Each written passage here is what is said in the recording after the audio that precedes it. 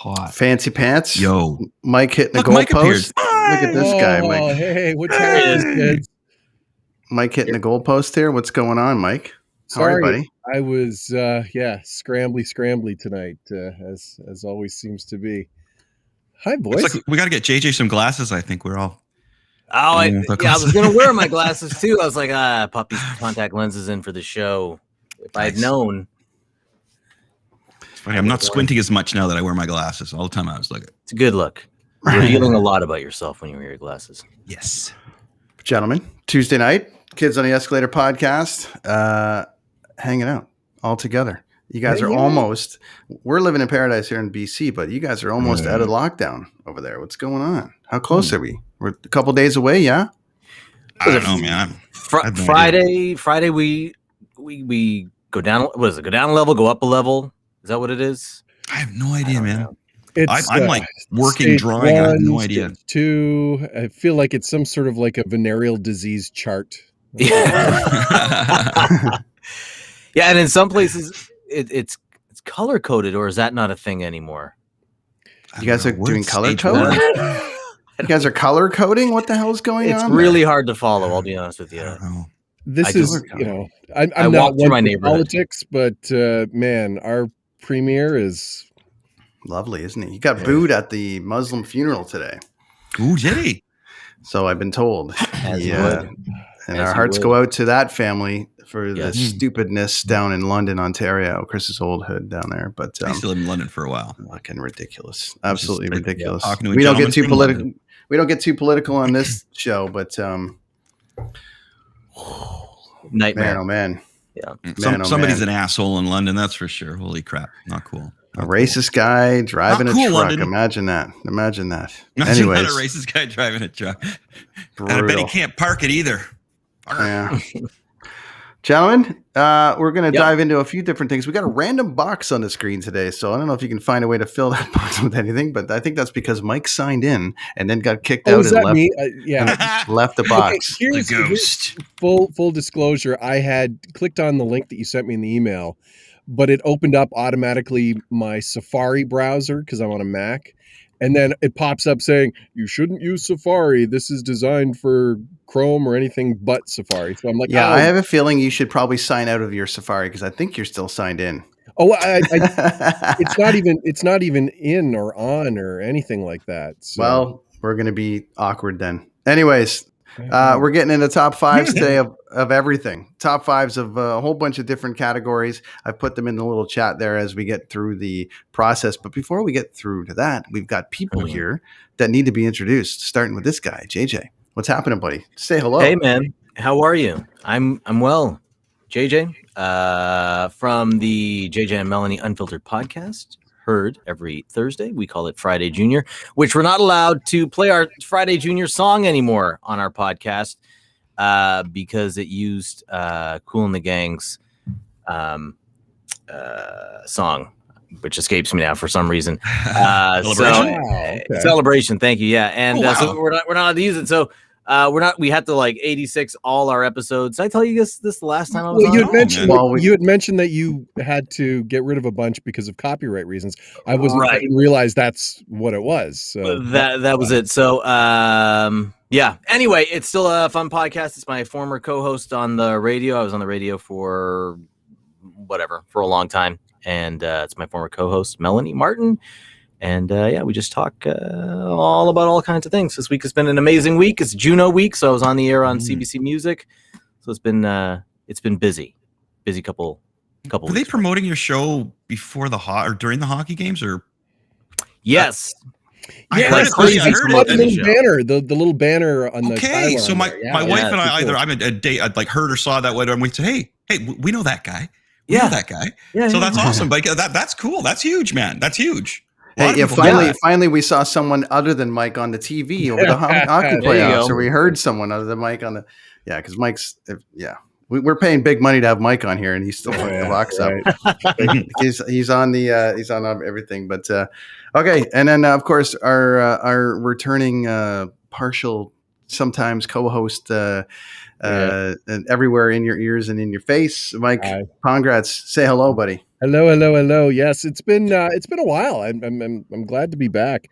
It's been a crazy couple of weeks, and I mean, aside from the whole COVID on again, off again, I feel like I'm in like a bad high school relationship with Ontario and the lockdown. It's like I kind of like you this week, so let's hang out. But no, I'm going to dump you, and no, let's be friends. Like it's been a real blur. And just in case you were wondering, so far so good. Still no surgery date yet. Oh yeah, for the old the GB. So the old gallbladder. But everything seems to be moving along just fine. The big project lately. I don't know if you've got this out in BC, and Chris, you're probably we have everything out in BC, Mike. No, it's the whole gypsy moth craziness that's going right now. We don't have caterpillars, the caterpillars that drop down and then moths, which are like last summer. It was just insane in our backyard because we've got 2 maple trees and we didn't know that it was a big thing. So this year I tried to be preemptive and like scrape out all like there's a process to getting rid of like the little cocoons that are there because they can still make stuff and you have to dump them into soap, and it was just a big production. So the last couple of days I've been out with like a broom sweeping off the trees, and like I've been on like a caterpillar massacre, just like hundreds into a bucket of soapy water. It's disgusting. Can you eat them or anything? Or is there any good for anything? And here's the thing, they make it sound so good in the book, the hungry little caterpillar, and I'm looking up at my trees and you can see because they eat through the leaves. Yeah. So all the leaves have these holes in them and it's not a fun kid's story. It's a big pain in my ass. So, but anyway. We only have gypsies. We only have gypsies out here, not the moths. Not the moths. Gypsies. No, I don't know. They all just come out here and hang out. I don't know. Do you guys ever watch SCTV growing up at all? Geez, yeah. Of course. All of them. There was some sketch that they used to do when you say gypsies. It was like an SCTV or a variety show in some European country, and everything was like, gypsy. And I just remember John Candy used to do the gypsies.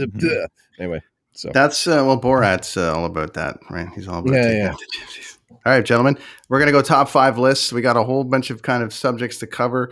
Want to cover a whole bunch of areas. So that being pop culture that it is, we're going to try to cover all the things on the list that we generally talk about on this show. So let's kick it off with a bang on the comic book side, because that's Machete's got a list kicking around. Let's go with our top 5 comic book. And we're not talking movies. We're talking comic book characters of all time through your youth growing up and what you've kind of grown accustomed to. We are going to start with JJ. Get her going, buddy. Oh, wow. So in no particular order, I would have to go with Magneto.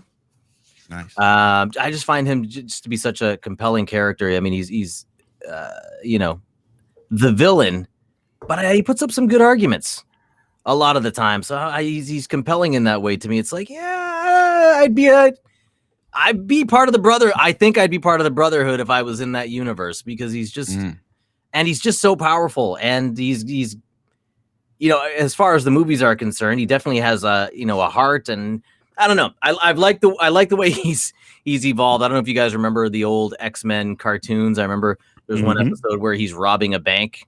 And he's escaping in a car.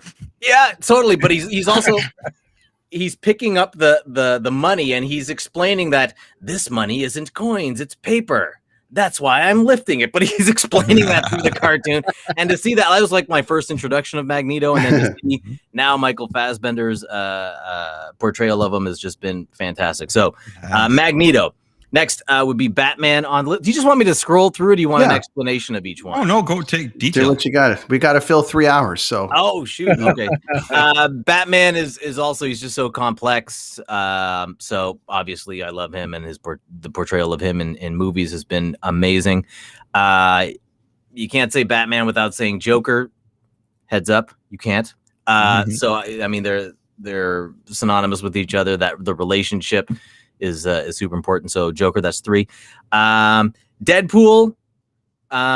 which I didn't get into until late. It was like the 2010s when I got into Deadpool. A friend of mine was like, "You got to check out Deadpool," and I just his breaking the third wall, fourth. I was getting confused with that fourth too, wall. man. Fourth It's wall. breaking. I just love that. I love that. Like for me, his character was the first character where actual comedy kind of resonated through the page. You know, other comic books I saw, in my mind, I'd give a courtesy laugh. I'd be like, I see where they're going with that. But Deadpool literally made me laugh out loud. And then finally, and I'd put her at number 1, X-23. I love her. I think she's awesome. I've been following her since the NYX, since her inception in NYX. Mm-hmm. And again, very compelling character. I like the dark past. I like that she's a young character, and so there's plenty of potential in the future for her. I hope they kind of incorporate her into the Marvel universe once X-Men incorporates itself into the Marvel universe. Yeah, there you go.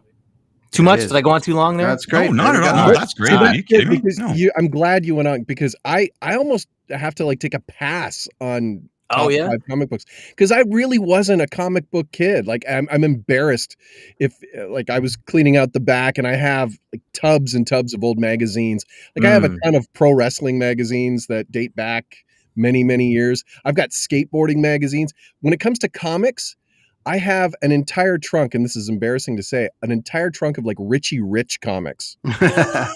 But you can say comic book characters. You can say comic book characters. We talked about the MCU and sort of this world enough. So if you have a short list, 5, we'll just go to you, Mike, now, just because you're there. If you have a short list, 5 that you really, really like, go with that. See, and again, like I feel stupid that I didn't read a lot of comic books.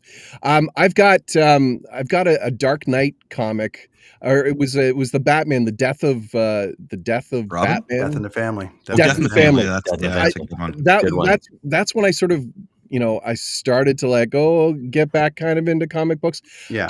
But that's about all I have from like legit. I had like G.I. Joe comics and Star Wars comics. Like I was not an X-Men guy. I was not an Amazing Spider-Man. I think I have an issue of Power Man and Iron Fist somewhere that's like ratty at the bottom of a box. So there's 3. Yeah. You got 3. my comic book sort of revelations again came through the movies and like the DC films and then the Marvel stuff. So and when it comes to the Marvel universe, I mean, non-comic book characters that are in the Marvel universe, name them all off. I'm a big fan of them. So yeah, I got to pass on the comic book top 5s because I'm the loser non-comic book guy. So Chris Machete. Well, you said a bunch there. Okay, so I'm not gonna do top 5 comic book favorites because that's a very easy question for a guy like me, right? So instead, I'm gonna do my top 5 non-Marvel DC characters, heroes. Oh, with a twist! Wow. Yes. Okay. I'll twist it, man. Here we go. So we'll twist. So my number 5 is Captain Canuck, and that's originally from Comley Comics. Yes. That is a homegrown hero right there, my friends. I did a little inking for the company back in the 90s.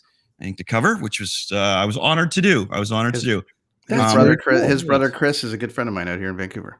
I've met him, and I've met and Richard, and to heads up to my friends in Ingersoll.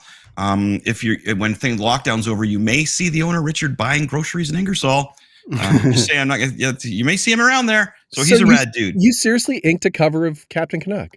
Yes. Oh, dude, I inked some Spider-Man and some some Justice League. Yeah, I got to put the originals online there. I did some Bert Sears that was really cool. I did a Spider-Man puzzle. When I was in the Jersey school, there was a lot of because it was run by comic book artist Joe Kubert, man, all his sons, right? They're all work in the comic book industry and have. So there was a lot of little jobs that came through there. All my teachers were working in the industry. They all were artists. That's amazing. I was buying comic books and I was like, there's one of my teachers.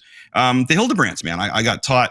I had a couple sessions with the Hildebrands who did the Star Wars poster, that iconic painting Star Wars poster. Yeah, man. And it was funny because I really wasn't into Star Wars at that time in my life, which is funny to say. Like I was into it, but not like for some reason I was a little off of Star Wars for that point. But yeah, the Hildebrandt brothers taught there and everything. So there was a lot of little jobs that leaked through that we could do. And it was a great school. So that's how I learned how to draw comics, was by just being overwhelmed with drawing them and actually doing some work before I was a legitimate artist. So yeah, I have lots of comic book pages that are probably worth some cash that are pretty rad. But anyway, so Captain Canuck is number 5. That's you can buy that. It's still out. It's still available. You can buy that. It's still going around. Really? Okay, so that's Calmly Comics.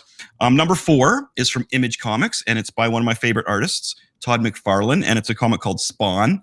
And Todd McFarlane's a historic artist. He's just like, he's the Todd father. He's the one that basically gave comic artists their rights, full rights to a company. So if you're an artist for Image, you own your product. It's not like Marvel where, it's kind of like, Marvel is becoming similar to the WWE, whereas the WWE makes superstars. Marvel's becoming the same way. You cannot submit work to Marvel. They will find you. So that kind of sucks, right? You know what I mean? Wow. I think it sucks for you. Yeah, they're the only ones. Wow, I don't want to work for Marvel, dude. Are you kidding me? Honestly, I really don't want to work for somebody that heavy-handed. And this a lot of the style, this is sad, but a lot of the Marvel's comic style are done fully on computers, and they're too human-looking. I missed the Jack Kirby style with the huge ink lines, and that's what I'm bringing back. That's kind of my thing, is going against the way Marvel comics are now, so over-computerized, so really human-looking. Like these, I like the old exaggerated pose that Kirby used to do, and Todd McFarlane. It's like a human can't bend that way. No, but it's a comic book, man. It looks really cool. So yeah, I'm trying to bring that back. That's what I'm doing, right? So Todd McFarlane kind of started breaking those barriers again back in the 90s, and he created Spawn. Spawn was the first hero that he brought out of Marvel. And again, it's funny because the same with me. All these guys, they created their characters that they're using back when they were teenagers. Same with Rob Liefeld, with who else? There was a whole bunch of them there. Jim Lee was using characters in this Image company that he created back when he was a kid. So Spawn was the first one that Todd McFarlane, one of my idols, created. So my number 4 non-Marvel DC hero is Spawn. Number 3, another one from Image Comics, and this one is going to come out of left field because I bet you're not going to guess this one. Frank Grimes from The Walking Dead. What a hero that guy is. Okay, this is comic book Frank Grimes, okay? Which is very similar to the TV Frank Grimes, except for the ending. Man, they screwed up the ending in that. They should have. Oh, that's another one I could go on and on about, right? Like as soon as Carl died, it was like, what are you guys doing? They Carl, boy. Anyway, sorry. Carl died. Carl died. A long time ago, man. Like years ago. Coral died. Anyway, Frank Grimes in the comic book. Like, what a guy, man. He basically tries to restart civilization. Frank Grimes is great. Now, my wife's trying to say something to me. What are you trying to say to me? Rick Grimes. Sorry, what am I saying? Frank Grimes? He's somebody. Frank Grimes. I'm sorry, Rick Grimes. Wasn't Frank Grimes Punisher? No, what was Frank Grimes? No, Frank Grimes is in The Simpsons. Simpsons. Okay, that's what it is. That makes it even funnier, though. Okay, Rick Grimes. I was just watching The Simpsons episode. Sorry. Okay, so Rick Grimes. Is Frank Grimes from The Simpsons? Isn't he the guy that he's the real Keener and he Homer forces him to kill himself at the end? Grimy. Grimy. Yeah, there you go. Dude, that's it. I was just watching that episode. I even wrote it down as Frank Grimes. Oh, that's funny. You guys must have been going, wait a minute. Frank? Okay, so sorry, guys. Number 3 is not Frank Grimes, who was a great Simpsons character, but Rick Grimes. That's why Lonnie's with me on the side here on the couch. Okay, so what a great character. Number 2 from Eagle Comics is Judge Dredd. The whole Judge Dredd world is great. And I gotta tell you that the latest movie, Dredd, is really good. Has any of you guys seen Dredd? Yeah. It's a good movie, man. I haven't seen it, but no. Go ahead, Jay. It's not the Stallone one, that's for sure. No. Anybody remember that at all? Am I dating myself? No. Rob Schneider, are you kidding me? Yeah, and they had the whole brother thing in there. It was weird. But the newer movie, Dredd, is fantastic. And he never shows his face, which is great. Was it Kyle Irving that does it, or Urban? Yeah. It's a fantastic job. And the videography in that is really good. They're taking this drug that slows everything down. But the comic book Judge Dredd, the world that they've created and the early art was just the details. So Judge Dredd is number 2. Don't forget Frank Grimes there at number 3. That's awesome. We needed a picture of it. Okay, number 1, and it's a group. It's like a group. What a non-Marvel, non-DC. Who do you guys think it is? Non-Marvel, non-DC. And I'm going to go with Skeletron. I'm going with Machete Comics. No, it's a good. No. Oh, no. I didn't want to do that. You can't do that. I couldn't do that. Non-Marvel, non-DC. And it's not one person. It's a group. It's a group. Would this help? The boys? Ninja Turtles? Yeah, Teenage Mutant Ninja Turtles. Wow. Dude, they're amazing. The Turtles are great. And the comic book, the original comic book was black and white. It was gritty. It was like I have that. Ripping heads off and stuff, man. And that's the art that I like. That's what I want to get back to, is that real gritty kind of full ink style. That was the first time I saw that. Yeah. Saw that kind of style before. I knew I was going to blow your guys' minds with that new one with Ninja Turtles. But Ninja Turtles! And they're still going. Jim Lee bought them out. They're still going, man. Like, still going strong. So they are my top 5 non-Marvel, non-DC heroes. Hey, we got somebody that's we're adding another window for a second. We got somebody that's crashing us with a top 5. Yeah, we got the Mr. Blundell's going to hang out. Hey, and as soon as he's got top 5 strains of top 5 strains of cannabis seasons. Oh no, apparently he's only up in the. I don't know what he's doing there. I can't see anything. Silhouette. We're going to see it. It's going to be like a cigarette lit. It's like there's a sniper on him. It's like a sniper on him. Dean, I don't know what's going on with your camera. You got to sign back in, buddy. Something's going on with your camera. All right. Anyways, I don't know what's going on there, but yeah, we can't see you. There we go. All right, he says. All right. I'm going to go out. For me, I'm going Batman. I just like the detective side, the everyman side, has a pile of money, able to, he's the world's greatest detective. I always a massive fan. Of course, you know where I stand on the universes. Superman, was always fascinated with that. I loved the first Superman movie when I was growing up. That was just like, wow, look at this. I just introduced my kids to it. They're all about it. Oh, very cool. Yeah, it was really, really cool. At the Richard Pryor Part 3 one, but 1 and 2 they love. I loved Iron Man. Obviously, I'm a big Iron Man fan when it comes to that. I'm going Joker with JJ and Wolverine for me. I really love the Logan story. And again, you'll see in the theme here, it's almost like everyone's like an every man. Like there's not a lot of supernaturalness other than Superman there. So Diener, we got Dean Blundell on here for a top 5. How you doing, buddy? Welcome. What's up, nerds? Hey, buddy. Ogre. What's up, you fucking nerds? Yeah, Dean likes to go HD for his show, but for this, he just fucking sends a raven to come in. How are you, buddy? What's happening? Oh, dude, what am I, not HD? What You're how do I look? You're fine now. I feel like I look awesome. Yeah, well, you look pretty rested for 10 o'clock at night or whatever the hell time it is over there. 9:25. You've been up since 4 a.m. blogging. So anyways, we've covered off. We're doing top 5s. You don't need to stick around the whole thing. You can stick around the whole thing. It doesn't matter, but we're doing top 5s of everything. I've been watching. Yeah, thank you. Thank you so much, Dean Blundell, for watching this little show on your network. I enjoy it. I like watching you guys nerd out. I learned some stuff, right? Have you learned anything yet today? Yeah, I've learned that you guys like different characters, like characters, which is weird. Like you like the guys that don't have all like super strength, or just fucking tuned in 4 minutes ago. That's what you learned.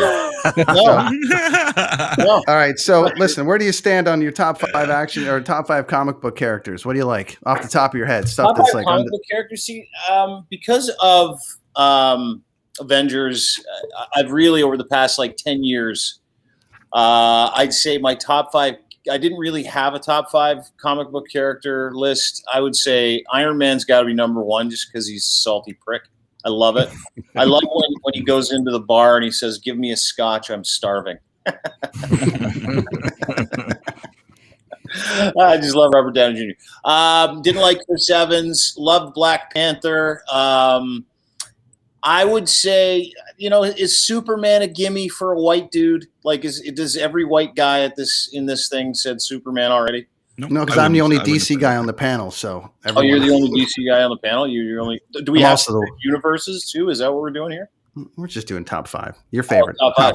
Yeah. Yeah, top 5. I'm gonna have to go Iron Man. I'm gonna have to go Black Panther. I thought Black Panther was just the coolest fucking guy on the planet.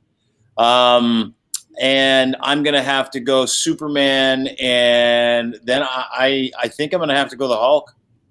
Love the Hulk. Absolutely love the Hulk. And I fucking hate Batman, especially Ben Affleck's Batman.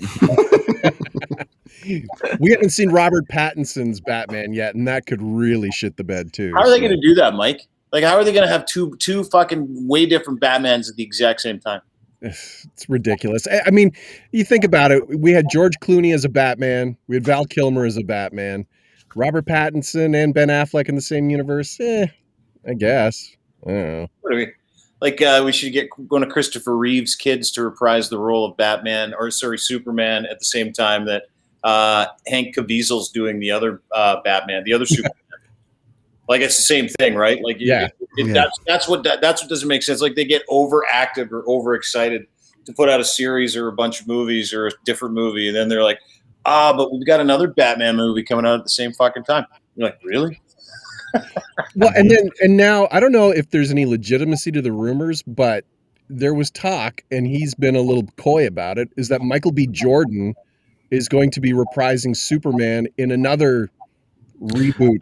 Have you guys watched? Okay, so have you watched Superman and Lois, which I highly recommend? It's fantastic series. The one with Dean Cain? Oh wait, no, the new one. But they've introduced Captain Luthor, who over the next couple of episodes is going to become Steel, which is which is going to become Steel, which hasn't been portrayed in a movie since Shaq.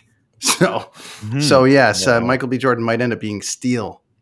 I think they might end up going down that road with that. So, so we're going to move on. Chris, nice. Good on comics. Do you have anything to add to the comic side of things? We're going to move on to concerts next. Oh, I was just going to say, I was going to say Marvel characters that need a movie, but that can go with movies as well, buddy. You sure? Yeah, go for it. Yeah, Marvel characters that need a movie. Go. Yep, your mic cut out. You hit your thing. Yeah. Turn your mic back on there, kid. Yeah. Yeah, it's just the mic on these things. Do you notice these things, Dean? These Mix-Fi headphones like to shut your show down every now and again? Or like he didn't charge his headphones, right? Because they need to get charged. They're those kinds of headphones where you got to charge them. So it's one of those things. Yeah. But you can still listen to them from there. So he'll be able to hear us. He's done something, hasn't he? You know what I love about Machete though? Is he doesn't look like an old man trying to figure out who stole his ball. Can you hear us, Chris? Hey, no, Chris can't hear us. I'll put him. He's gone. They're going to come back in. He didn't look like an old guy trying to find his medication. That's like me trying to describe to my mom how to open up an app on the on her iPad, but she's got the FaceTime, and it's that. Okay, so I'm now. Where am I? I'm okay.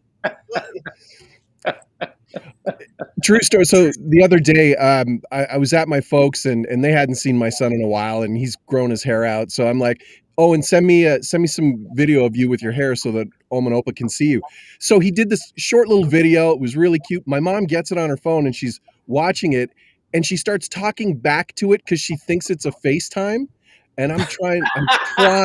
She's like, hey, Oma, it's Owen. Look at my hair. And she's like, oh, it looks so nice. It looks so. And I'm like, Mom, it's a video.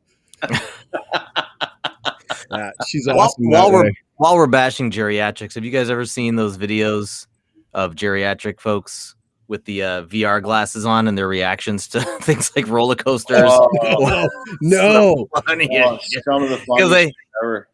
It's hilarious because they cognitively their body reacts like they're actually doing it. Just like screaming and they yell, and it's God love them. It's hilarious and really, really sad at the same time. You know, like the cerebellum of an 85-year-old with those glasses on, those goggles, like has no concept of what's going on either. So it's like it creates vertigo for whatever's left of their life.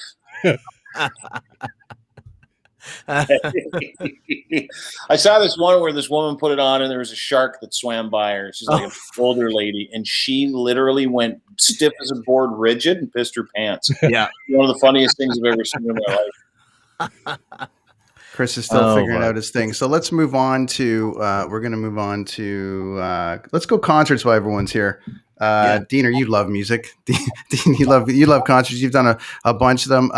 Dean, let's start with you on your favorite concerts of all time that you've gone Tool would be easily the best concert I've ever been to. I've probably seen them about 15 times. Wow. Second best concert I've ever been to was James Taylor with the Detroit Symphony Orchestra.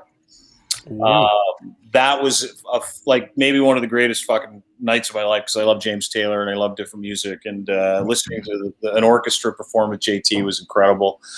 I'm gonna have to say The Watchmen, probably one of the best live shows I've seen in a long time, and I know you guys are gonna make fun of me, but I love the band and they're my friends, and I think they're fucking no complaints over on this guy right here. Daniel Greaves. Daniel Greaves. Yeah.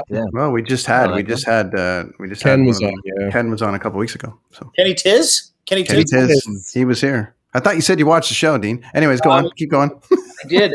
You were interviewing him, and he great interview, and then you busted into a song, but it was like a cover song, and I can't remember the name of the cover song, but it was fucking awesome.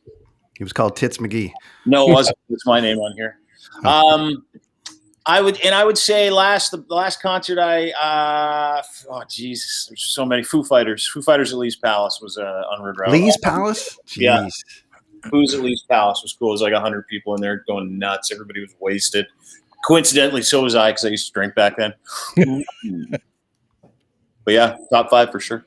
Top 5 for you. Gonna go JJ. How you got, buddy? Foo Fighters are on my list. I saw them at the ACC, and Geddy Lee and Alex Lifeson came out. It's amazing, and they did YYZ. It's like, holy shit. That was unexpected. Prophets of Rage. It was a great show, and Dave Grohl came out at the end and did a couple songs. That was amazing too.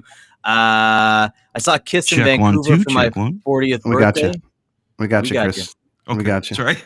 Kiss in Vancouver for your 40th? Kiss in Vancouver for my 40th, which was amazing. I was out there just visiting my friend, and he's like, "Yeah, I got tickets to a show." He didn't tell me who it was going to be. You like Kiss? And then I mean, growing up, I grew up in a Catholic household, and I had Kiss cards. Sorry. And my mom found them, and she's like, "Get these satanic things out of the house."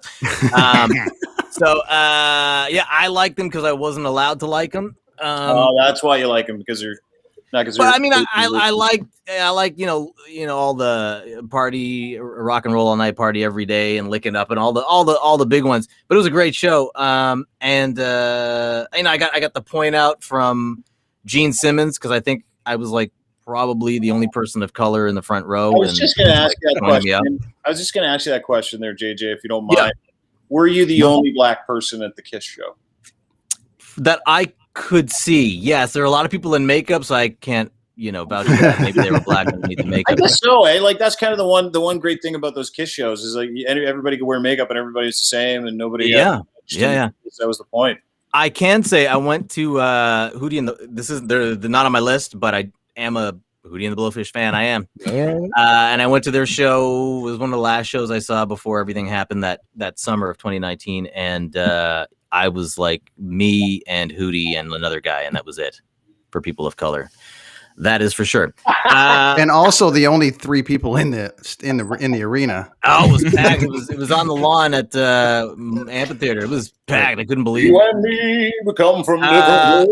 And then my number 5 on the list, is that 5? 1, 2, 3, 4. I only have 4. But Hard Knock Life tour back in 1998 was Jay-Z, Redman, Method Man, DMX.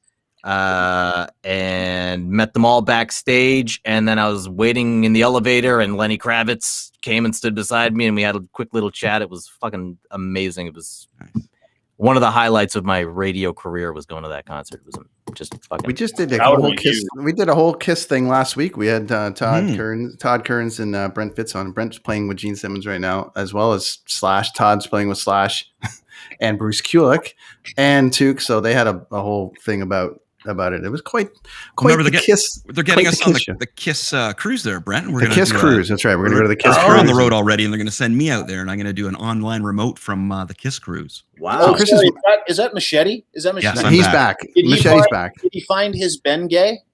Yeah. I can move better now. All it took was one fat joint. Machete, all I saw was you looking like this. Wait for. I was looking around for. I'm trying to see under my glasses too now, right? I'm like, what's going on over here? Yeah. It was funny because I'm squinting all the time, and so every time I do these shows, I'm just like, "Hey, man, what's up? What's up?" I can't see. Now I can see better with the glasses on. It's much better. We're going concert wise. I'll go because I got a couple here. We're gonna go C&E in '88, Metallica, Aerosmith, Black Crowes, and Warrant. Wow, that was my first concert ever. And I was silly me. I was there to see Warrant and Aerosmith because I was like, "Oh, the Metallica is really heavy." What was I was like, I was only 12, so I was like, "All right." And it's this odd smell in the air, and then 50,000 people chanting, "Die, die!" And I'm like, "Oh, Metallica! They're all here to see Metallica because Warrant got booed off the stage." It was the first. It was the first Black Crowes show in Toronto, which was awesome, and it was a whole thing. So that was the first concert. I got to give props to that. Plus, when you hear the stories about what was happening backstage at that show, now, like Sebastian Bach was back there, all of Motley Crue were back there. It was like, okay, so that was a thing. I got to go Pantera. In Peterborough, Ontario, Canada. Wow. Because that was just, they were opening for Skid Row and absolutely destroyed them with a strobe light and a guitar. That was pretty crazy.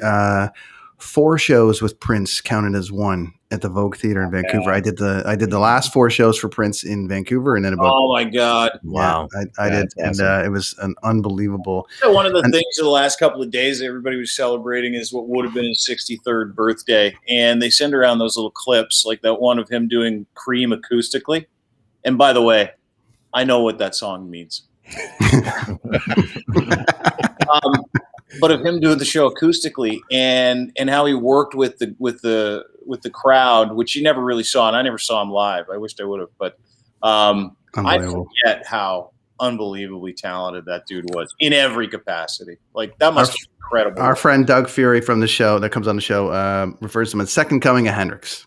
Says he's just unbelievable, just like unbelievable, and it was unbelievable. It was like I've never seen anything like it, and I'd heard the stories. Of either how difficult he was or whatever, but I never. No, he was fantastic. He was nice to you. He was great, and Mike and I told this story a couple weeks ago. But he had, he's got an all-girl band at the time. The girl, his guitar player Don is from Toronto, and I'll get to that point in a minute. But she joined Pearl Jam on stage, and it was just coming off the Prince shows, and then into that was something else. Okay, so I got to go. This is tough for me to put in like fourth, but my first, Pearl Jam at the Air Canada Center at the time.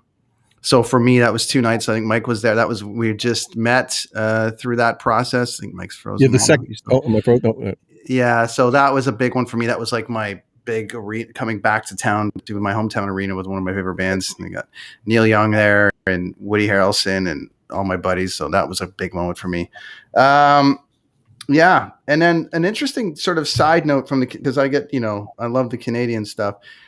I'm Mother Earth in the Round in Barrie, Ontario. That's going to be an odd choice, I know, but it was off the Quicksilver Meat Dream record, and they played in Barrie at Georgian College and put all the fans in a round, and they filmed the whole thing and played for like 3.5 hours. So for me as a Mother Earth fan, I was like, wow, it was unbelievable. So was Edwin still in the band then? No, Brian was in the band, but it was so both it was a big one. Chris, let's go, Chris. Hey, I'm here. Yes, let's just stay still.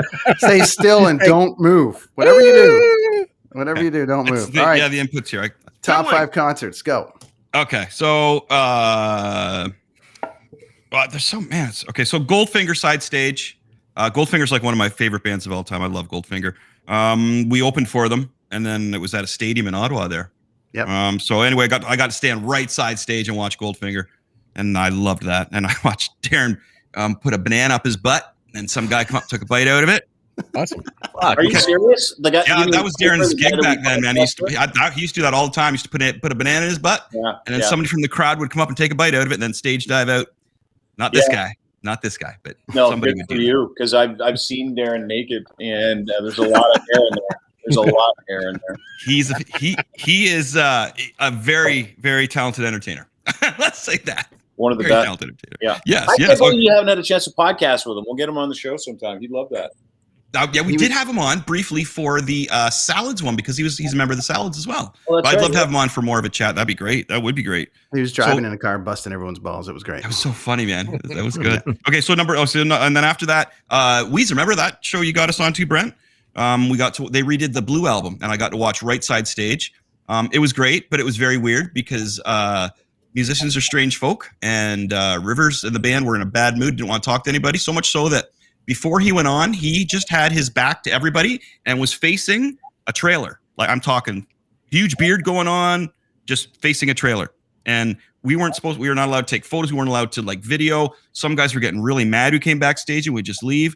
So we just stood there and took it in, and it was great. So I was just 3 feet away from this huge show, and it was Weezer, and they redid the Blue album. Love the Blue album. After that, Van Halen. I saw Van Halen 5150 tour. So this is the first one with Sammy, but this was the experience, man. BTO opened, C&E Stadium. We're on the floor, and I'm just young enough to get dropped off at concerts with my buddies, right? Oh man, we smoked so much weed, and we smuggled in booze, and then it was like what we did is we got everything into us we could during BTO, and then when Van Halen hit the stage, we jetted, because when you're young and back when you were on the floor, it was like, oh, Lord of the Flies, you wanted to get to the front. And I'm a shorter guy, man. It was a battle. And finally, I had my hand on the bar, and I got myself right up there, and I was right in front of Eddie Van Halen. My buddy was beside me. He got hit in the chest with a pick, and he didn't notice it. And everybody was freaking out and grabbing it. But oh man, I got out of there, and it was blood, sweat, and tears. I fought for the front, and it was great. It was just the experience more than the show, because man, all I could see was basically Eddie's feet right in front of me. Right, I didn't know what I was into. I got up front, and I couldn't see anything but feet.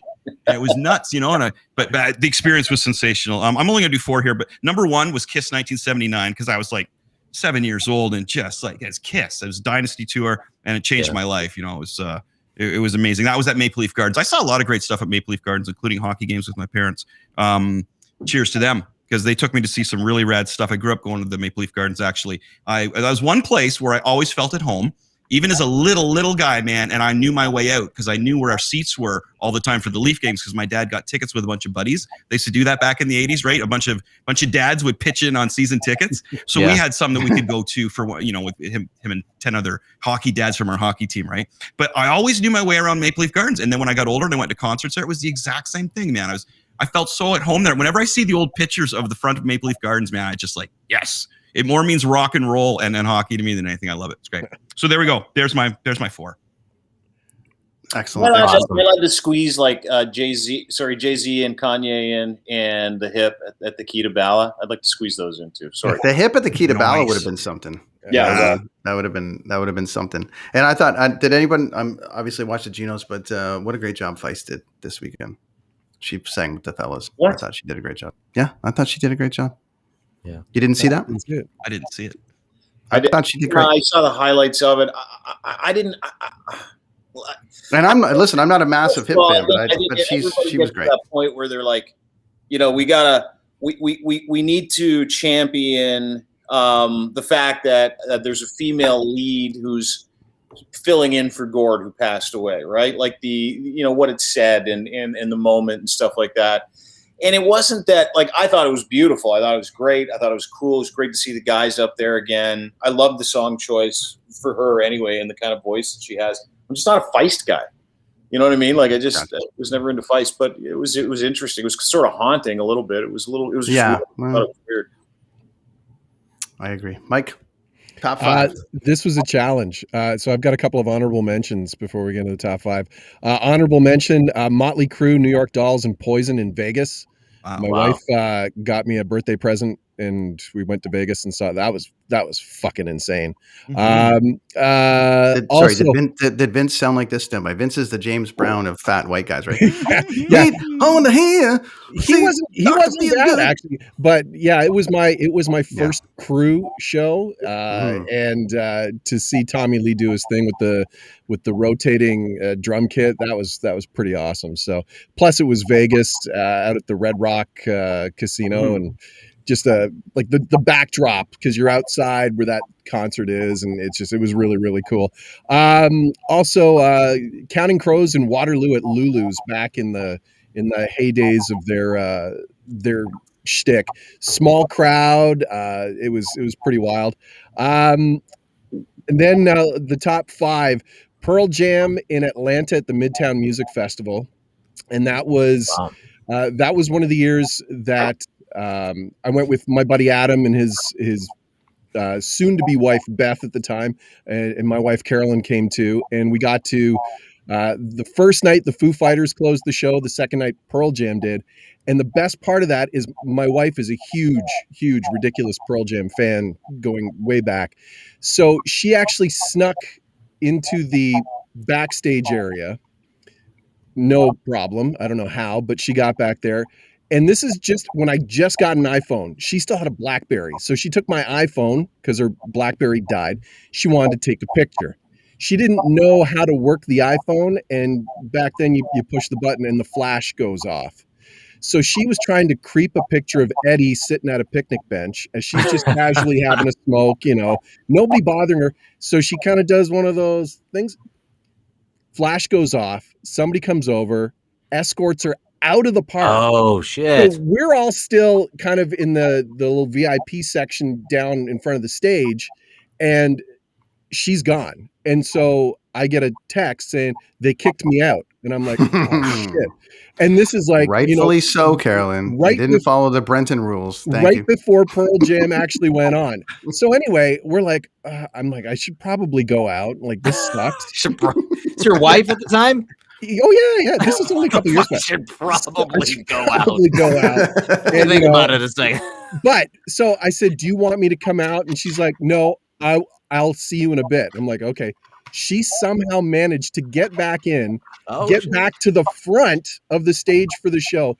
And she's got this picture because she's right. Eddie comes walking along the front, high-fiving people. And she takes this picture, and the look on Eddie's face was like he saw a ghost. It's like, holy fuck, it's that chick again. And the picture is him like, so she forever is, apologizing to Eddie for breaking the code. Wow. Number 4 would be REM Maple Leaf Gardens in 1987. I think that was the Green World Tour, or 88, sorry. 88 Green World Tour. That was phenomenal. Indigo Girls opened up. I wasn't a huge fan, but Michael Stipe comes out during their set, and the place just went insane. I loved REM. Number 3 would be where are we here? Foo Fighters. They've got 2 and 3. Foo Fighters in Toronto. Their last one at the Sky Dome, where they played in chronological order. Everything. It was pretty fucking wild.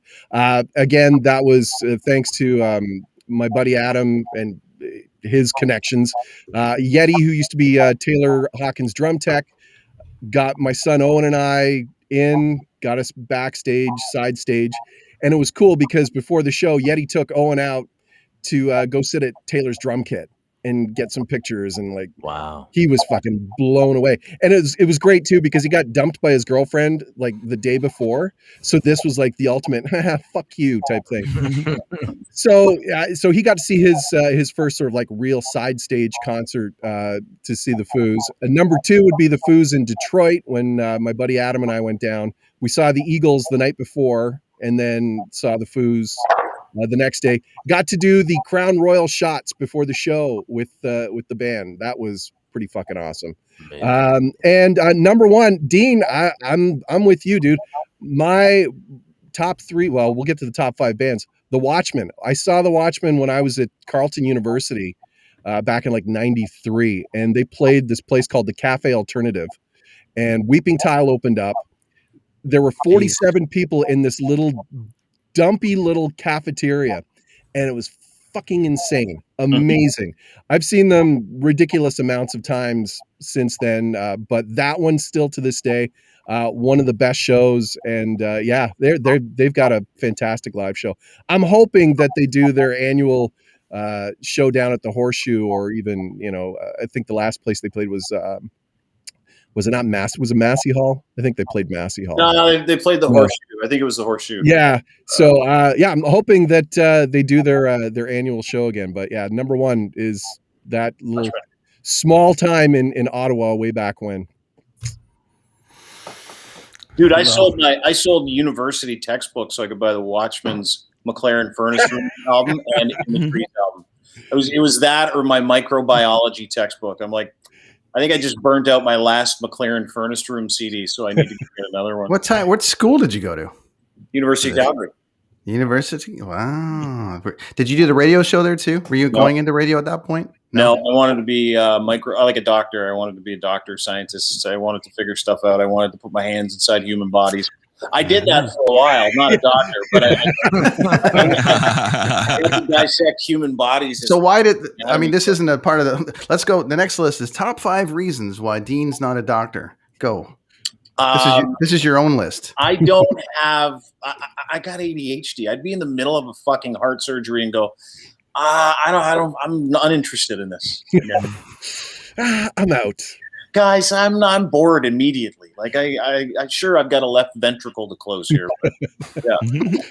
You just be turning to the other doctors and be like, "You got this? You got this?" Okay, what point did you discover that? How far, and how much money were you into at that point? Like 3 years of university before I decided. You were close. You were so close. It isn't going to be for me. Yeah, but you know what? It was good because I have a decent understanding of how the human body works. I don't freak out anytime I get sick. Everything's fine. We're all going to be fine. Plus, I have literally dissected human bodies. It's actually called prosecting, which was really fucking cool if you think about it, where you're cutting bodies in half down the middle and across the side. You cut off the head at the mandible so you'd see the whole face, and you'd slide the table saw across the mandible. I was like 19, 20 years old, and Lorna White, who was my prof, she's like, "Okay, Dean, do you want extra credit? You can help me cut up some bodies." I'm like, sounds like a Sopranos episode. That just reminds me of that scene in Fast Times at Ridgemont High when he pulls out the heart until you see Spicoli like, awesome. That's crazy, Dean. That's a funny story. I didn't know, but that makes sense now. See, I was going to ask you why you're holding the bat because I figured Chris Sky was coming over and you're going to take him out. But now that you're going at Chris Sky all the time with actual science as an almost doctor, this doubles down. I don't know if anyone realizes. It's a little strong to call me an almost doctor. There, big fella. 3 years, man. 3 years is almost. Put it this way: you're further along as a doctor than any of us on a panel. Listen, I am in no way, shape, or form can I diagnose anything, but I can tell you when you should or shouldn't go to the hospital. That's for sure. Right? Very nice. Like I can tell you right now that my buddy Chris Machete here isn't looking good. Anyway, boys, I appreciated being on the show with you guys tonight. I'm going to log off because I got to go get my son at his job 5 minutes ago. So, thanks, buddy, for joining us. Good to see you, Dean. Watching and listening on the way. Thanks, guys. Love you all. Right, that's Tits McGee joining us this week, everybody, and we'll have him back anytime. Very, very cool. All right, gentlemen, moving on. Getting some subjects down here. Chris, where do you want to take it next? You had a few you wanted to add to the mix. Go for it. I was going to say just I had the top before I indiscreetly touched my mic in the wrong spot there. You touched the mic. You got to be careful where you touch these things, man. They're sensitive. They can get a little finicky. Plus, you got to charge them and do the whole thing. Anyways, go ahead, buddy. Yeah, no, I just touched. Okay, so Marvel characters that need a movie. All right, so I'll try and go through these kind of quick, I guess. We aren't really doing 3 hours, are we? No, we're not. Okay, we've actually only got about another 35 minutes, so we'll bang through them. You know I can't talk too slow. All right, so here we go. So our top 5 Marvel characters that need a movie, their own movie. Okay, so I'm going to go with number 5 here. Now, Thanos. Thanos' movie could be huge because it would explain so much more, and it could really branch some other galaxies together. Like if we did a Thanos origin, we could bring in, so many things like Galactus or the Guardians of the Galaxy could definitely come into this, but the earlier version of the Guardians of the Galaxy that we did see with Sylvester Stallone leading, it could just be, it's one of those ones, like, I'm not going to mention a movie where it's like, okay, well, here's one movie for this guy and that it doesn't go anywhere. These have to go somewhere, as I mentioned. Marvel, Disney, smart. Okay, so we got Thanos. But he's such a great character, man. I would love to see a little more of his worship for Lady Death come into there, which is a decent thing. He talks to her and stuff, and it's just, she's not really there, of course, right? But Thanos is losing his brain a bit the more powerful he gets. And I would love to see that side of it, a bit more of Thanos just losing his mind, but becoming more of a genius as he does it, just losing himself in his own knowledge, okay? So that's number. So this could go into a Silver Surfer movie, which would be done amazingly well. and which would be cool. So Silver Surfer would be great. Now the twist they could do on Silver Surfer, and I can't believe this hasn't been done before, is we have planets of there's pink people, there's green people. I've seen a planet that looked like they like in the Guardians. I can't remember which one it was, but they look like they were basically Asian.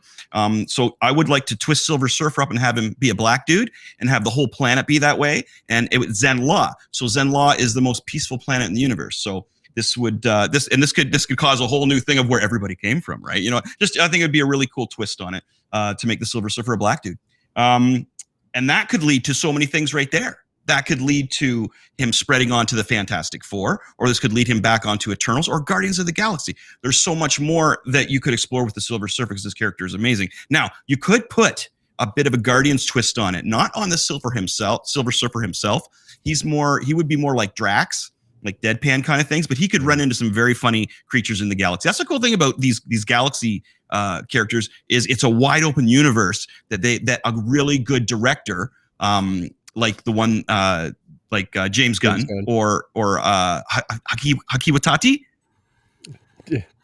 Help me out. Taika Waititi. I just watched his Jojo Rabbit movie the other day too. But so guys like that can come in on a movie like Silver Surfer and give them the opportunity to do something really cool with that again. Okay. Now then again, that can go into Fantastic Four, all kinds of things. We can bring Galactus in as the new villain. So again, hope you're listening, Marvel. That would be a good one.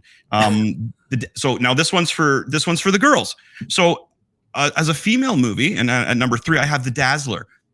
Now the cool thing about The Dazzler is for girls and the female fans is that she starts off as a pop star, disco star, and her powers are creating light. So that creates her pop look. She can do these lights that manipulate to her body language and how she's dancing. So you can imagine how cool of a show that would be. This girl has fireworks everywhere while she's singing. Nobody understands it. She's a mutant. Again, it's another one where you could, she's a white blonde girl. There's a lot of white blonde characters out there. We could do a lot with her as well. There's so many ways we could go with her. It would be cool if she was native. Actually, I think that would be kind of neat. Because then we could add a new little twist on it with her dancing and things like that. I go really deep in these characters, right? Layers and layers and layers. Also thinking of Disney and Marvel trying to appease to everybody out there in this world the way they like to. So I think if a female character was to come in, the Dazzler would be great. Change her ethnicity. I don't think that would affect her character at all because her background is really not too much set in stone. Again, she's a mutant. She could lead into the X-Men in a great way. And here's a great way that you bring the young girls. And plus, it could be a fun movie for the girls, right? For the kids. And this Dazzler mutant could bring this all into the X-Men in a nice, like could bring the girls in. And you can bring Wolverine in for the guys or something. But just a smart business move, I think, would be the Dazzler. Plus, she's got this wicked 80s vibe in her comics. Like on the covers, there's one that was a Michael Jackson twist on Thriller. Just as an example, I wish I had them out. I could show you. But I think that would be a really cool way to go. And again, you get the right producer in there and it has an 80s vibe to it. Wow, Dazzler could be great. Okay, we got number 2, and I'm with my buddy JJ on this. And I always say to my friends, man, I'm a little more Magneto and a little less Professor Xavier. A Magneto movie would be fantastic, and it's got to be serious. It's got to be rated R. We got to hit the Nazis in there. I know everybody knows the Nazis are evil, right? But you got it when they focus on what they did personally to Magneto. Again, just as JJ said, buddy. You see why Magneto is the way he is. You know what I mean? And we've all gone through our demons that make us who we are. It's amazing because I know this has a fact for things that I've gone through. What Magneto has gone through shows why he does all those things. It is the perfect reason why a person becomes evil. It's beautiful. It's beautiful. It's like the Joker, but in a totally different way. All right. So that's along the lines of Killmonger as well, where Killmonger was like, yeah, no, I get it. I get why you're the bad guy here. Totally. Exactly, buddy. Yeah. Exactly. I would love to see the Killmonger come back in. Yeah. A little bit more in the next. That was another one I was going to do was future Black Panther ideas, but I didn't hit that one. I didn't have time. So that's number 2. Number 1. Okay. No, this is again. I'll say this over and over again. This is the best comic book and has been for decades. Daredevil. Daredevil is fucking awesome. The comic book is amazing. People are raving about it and have been. But the comic connoisseur folks. The Daredevil comic is always on the editor's picks. It's just so well written. All the characters in there are amazing. They call it a level 1 hero, which is what Brent likes, the one without the cosmic superpowers and stuff like that. So when we talk about our level 1 heroes with Daredevil, I would love to see a rated R movie. I love the TV show. I'd love to see Charlie Cox be the hero, but I want to see a mental movie, man, with the Kingpin in there. Just and it'd be great if maybe the Punisher made an appearance, because these are level 1 heroes, right? You got like your Power Man and Iron Fist, you got your Punisher, you got Blade, maybe Daredevil's in there, but the whole thing going between Daredevil, Kingpin, Bullseye, and Elektra, if it's done properly the way Frank Miller intended, and if Frank Miller could do this, he could do a trilogy, a Daredevil trilogy, and it would be phenomenal. Daredevil's one of those comic books that I could sit here and tell you guys how great it is, but unless you sat down and read like a 5-issue trade paperback, you wouldn't. It's hard to get it, because it's like, oh yeah, guy in a red suit, he's Daredevil, he's blind. Well, that's kind of weird, you know. But it's more. It's so much more than his character. Who would you have direct a Daredevil movie? What director and style? Okay, call me crazy, man, but I would love to see Quentin Tarantino do it, just to see how he would do it. I could see that. Because I'm a huge Tarantino fan, right? But I would have loved more to have seen Kubrick take a shot at a Daredevil movie, because it could be such a mind fuck. Yes. Wow. You know what I mean? Like, I think that would be amazing. I would see. He's one of those guys I would love to see take a shot at one of these more mental superheroes, not like a Superman or anything like that at all. More like a Daredevil, where it's like it's half what's going on in his head and half the costume kind of thing, right? I think George Lucas would do a great job, because you know he would have Daredevil, but his sidekick would be like a CGI reptile that got like a lot of funny jokes and a lisp, and I think that would play really well. You'd make a great director. I thought you were serious for a moment. No, not at all. Okay, I saw that coming. Correct me if I'm wrong. Ben Affleck also played Daredevil at one point, did he not? Yeah, and it was dude. There were so many flaws in that movie. So check this out. Here's the things that kill me, is these little things in movies. So there's Daredevil. Matt Murdock, his alter ego. Everybody knows him in his neighborhood. They show him walking around and everybody knows him. He lives there. So one day, they know he's blind. One day, him and Elektra do their flirting thing, and they have this fight in the park. And everybody's watching and cheering them on. Okay, but again, nobody ever brings up, hey man, you were like doing backflips in the park a minute ago and you're blind. Why are you know, like, it was like such a flaw. And everybody just found out he was Daredevil, because they all know who he is. Like, it was just so stupid. And there's many other little holes like that were just like, oh, and Bullseye was horrible. Well, what was to do that? It wasn't really his fault. But they gave him like an Australian accent, and there was no personality to him. Colin Farrell, Farrell, yeah. He had no personality. The one in the TV show was brilliant. Oh, it was so friggin' good, man. Wow, that was great. So isn't it frustrating how they get it right sometimes in TV versus like how they're doing it in film? Because there's too many people on that board, Brent. You know, there's Frank and Jeff at the end of that board. I'm going, no, man, you know, it'll be great. My statistics say that every real little girl likes this. It's like when Kevin Smith did his thing. You know what this needs? It needs a giant spider. Or a giant spider, right? Like, there's those two things that Buddy wanted in a Superman movie for Kevin Smith. And it's like, what are you doing? It's so frustrating. The bigger the project, the more people involved who have no idea what's going on. So sometimes the smaller the project, man. The Doom Patrol is a great example of that, which is such a weird comic book. And they do that in the story really, really well. But man, if you're not into Doom Patrol and that weird kind of thing, you're not going to like it at all. But it's done perfect. Like, it's done to a T. So again, that's probably why some of these people worry about the money making. And they're always going like, well, this worked really well. We got to throw this in there, you know, like, woo. Doesn't always work. We got to move to, so that was a good segue. There's some TV and movie kind of stuff that we're chatting about there. Yeah, that was your rating. So you're getting in the groove here. You do a bunch of these podcasts and we start learning how to do the things. JJ. Yeah. Okay. We're going to go TV. Favorite TV shows. Mike's frozen, so I'm taking him out of the equation for a minute. I'm the main guy. Here we go. Look at this. There we go. All right, JJ.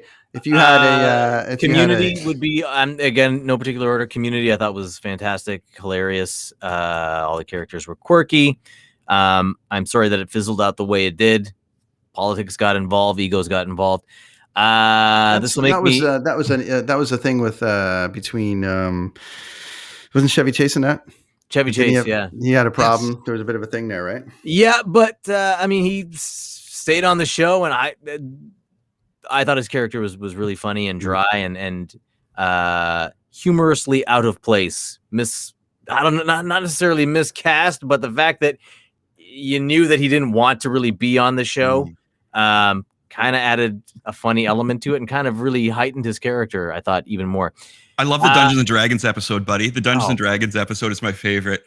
More than the paintball episode? Yeah, because I love Dungeons and Dragons. I just love the way he took over too. The twist that on the whole story of that was just like, oh man, it was just. I thought it was clever. I really liked it. So many. Everybody else watch Community at all? No, I was late to it, but yeah, I do. So many great episodes. The blanket fort, paintball. There was just so many great ones. This will make me unpopular, but the Cosby Show seasons 1 to 3. Oh, it has history, man. Was raised on them. And 6 feet under. You can't knock like Fat Albert anymore. Fat Albert is iconic when I grow up. Yeah, same. So just say I wouldn't denounce Fat Albert, man. Sorry, just go ahead. Yeah, I just want to interject that there. Speaking of Fat, Brenton, you live in Vancouver, but you're from Ontario, right? I am, yeah. Yeah. Anyway, if you ask, although I guess now it might be a little different, but when I was growing up and when I moved to Vancouver in my 20s, nobody knew who Fat Albert was on the West Coast. They had he wasn't a thing on the West Coast. It was, I mean, maybe because the only way we could get Fat Albert in Ontario was only on public access, wasn't it? Wasn't it on TV Ontario or something? That's where I saw it. I don't know if the NBC affiliate. I guess in the state. Out of Buffalo. I guess out of WUTV. Which that's right. We talked about that. We should just dedicate a show to that station. But anyways, yes, you're right. 6 Feet Under, I thought was just an amazing show. From beginning to end, it was one of those shows that was just like beautifully tied up at the very end. It didn't leave you wanting more. There were no loose ends. It was just perfectly perfect and dark. The whole thing was just, I mean, it's about, undertaking basically. Last Man on Earth with Will Forte. Sadly, it ended. It was so funny. Not a lot of people jumped on it, I guess. I think they got like an extra half season and then that was the end. And number 5 on the list would be Mad Men, which I thought was another perfect one. Just again, compelling characters. Don Draper was just, man, a case study. You take a class on that character and just the aesthetic of that show, the attention to detail for the times. I thought was just, man, it just really nailed. Not that I was alive, but the late 50s, 60s, and then into early 70s. So there you go. You got lung cancer from watching it. Yes, totally. All the smoking. I'll tell you, everyone was just smoking and smoking and smoking. When I would drink it, when I would watch it, I'm not a drinker at all, but I would take a little drink. I would have a little drink when I was watching, and I don't drink. It's like not even my thing, but I was so like, man, they made it. Give me something to drink. This kind of thing, yeah. So anyway, those are my top 5. Nice. Mike, we're going top 5 TV shows, buddy. Okay. Yeah. This was, again, these top 5 lists are really tough, especially for me being an only child who was pretty much raised in front of a TV. So through the decades, I loved Happy Days. Nice. Maybe I'm just one of those, it was always on. Like it was an, Happy Days, then Laverne and Shirley. I loved Mork and Mindy too. Back that was like those 3 shows that kind of all played around the same time. Love The Office, except for the later seasons. The first couple of seasons of The Office were brilliant. I watched the British, the UK version, and you have to sort of understand the British humor to appreciate it. And I've watched enough Benny Hill growing up so that I think I caught that. But I love Steve Carell. I think the casting of that whole show was just absolutely brilliant. The whole Pam and Jim thing was, the way they managed to sort of captivate like the entire audience, and it became such a pop culture thing, like the Jim and Pam story. Just really, really well written and well done, which again led into Parks and Rec, another, great show with that sort of same theme. Dwight. I thought Dwight should have got his own show out of that. Rainn Wilson, yeah. Because his whole family. No, see, here's the thing. I'm glad that they didn't spin off The Office because so many times you see shows that are really good and then they spin them off and then it's a shell and it's sad. Joni loves Chachi. Hello. I mean, Mork and Mindy was technically a spin-off of Happy Days, but I think Joni from but Dwight got a pilot. There was an episode of The Office where it's just centered around his family, and that was essentially the pilot. And wow, I would like to see that. It tested very poorly, and they were like, "Yeah, we're not going to follow." I think Superstore kind of stepped in where The Office stopped, right? That show Superstore. If you guys have seen it, yeah, it's. I mean, because Dean is like Dwight in there. I've been watching that one. Yeah. It's not bad. It's one of those ones you start watching, you can't stop, kind of thing. But The Office was the sum of its parts, and I agree. I love The Office. It's not. So that's 2 or 3. I'm going to say SCTV is good one. Probably, that defined my youth as far as comedy goes, and as my love for that sort of, improv comedy theater stuff.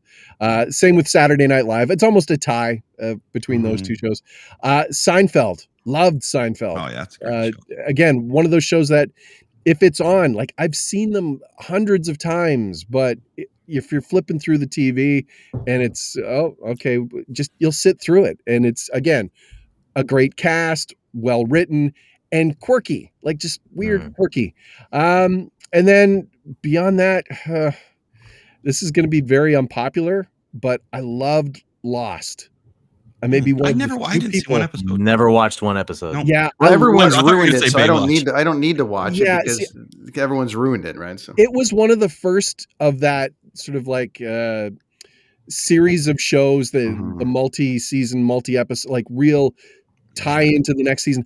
I loved it, and it was but again, one of those shows that just it got a little too long in the tooth, and the creators couldn't hide the fact that they didn't really have a legitimate sort of ending to the story arc. Sounds like a WWE written program. Well, I think for a while it was. I mean, you watch the first couple of seasons and it's like, they clearly are writing this as if they don't have a lot of seasons in them. Yeah. And then they just kept getting renewed, kind of like Walking Dead, where it's just like, the longer it went on, the tougher it was to stick with it because it just seemed really, I don't know, watered down from what you remembered and just trying too hard. But they made bad decisions and they couldn't follow them up in that show. Yeah. Man. And an honorable mention, guilty pleasure honorable mention, Saved by the Bell. That's a great show. I just love that show. I'm so excited. Full of future hotties. Come on. I'm so excited. Tiffany Amber Thiessen. Give me a break, Tiffany. Hello. Okay. Go ahead, Chris. Machete. Oh, we got easy. 2 categories left. I'm going to do this one quick. This will take me one show. WKRP 1, 2, 3, 4, 5. Oh, wow. Yeah. Nice. That's it. That's all 5. That's right all 5. WKRP, man. It has no show can even compare to that show to me and to the effect it had on me when I was a kid, man. I wanted to be Johnny Fever, and I loved it. I thought it was great. I just thought everything succeeded. About that show. It's too bad it didn't have a long. It's too bad it didn't have a longer run. And it's funny though, like JJ, were you a WKRP influenced guy, like pre-radio? For sure. Yeah. Okay. Yeah. Because I think most people that actually worked in broadcast at some point will cite WKRP as being, one of the reasons they wanted of a certain age, for sure. Yeah. For sure. Yeah. Yeah. I didn't want to be Venus Flytrap though. I just really liked. He was awesome though. Seemed like a fun job.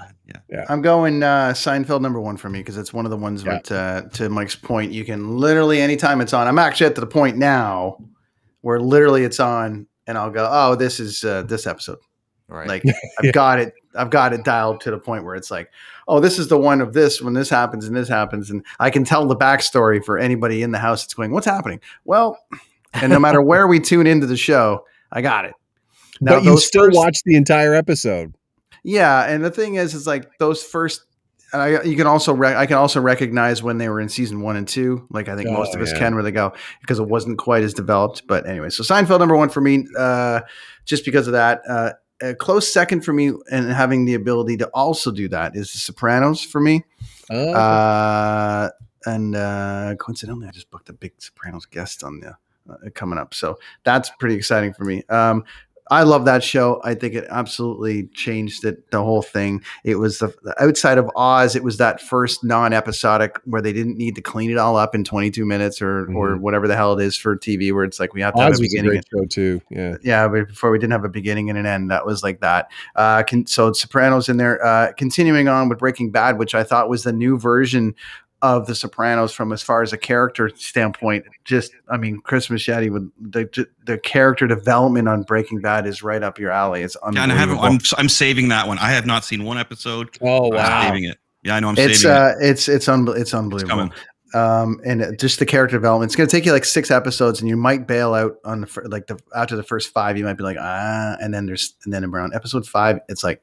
And you're done. Dude, I'm at the point now, thankfully, that I'm so busy in the drawing table that whatever's on my TV, it's going to be in front of me for about 6 hours, man, because I'm going, I'm going Cheers for me. Cheers. I thought Cheers was, it was just part of that Thursday thing where it was Cheers and Seinfeld and I just love, like, especially, as you guys know, like when a show's dialed in and the characters are fully developed, it's unbelievable. Like when it's in the zone, like when Cheers was fully in, and you were like Gary's Old Town Tavern versus Cheers, and Woody was full on. It was almost like right after Coach died in real life, it kind of went to another level. And I don't mean that at a disrespect to him. It was more like they had to reconfigure how they were going to do the show, and it just seemed the writing just doubled down. It was amazing. Yeah. And then 5th, this is a tough one for me. Because I was in that SNL kind of zone, SCTV zone. Kids in the Hall. Kids in the Hall. But I got to go just because I can't believe they could pull this off. And still, when I watch it, I got to go All in the Family for me. Oh, wow. It's a tie between All in the Family and Married with Children, because Married with Children from a straight both of those shows from a straight entertainment.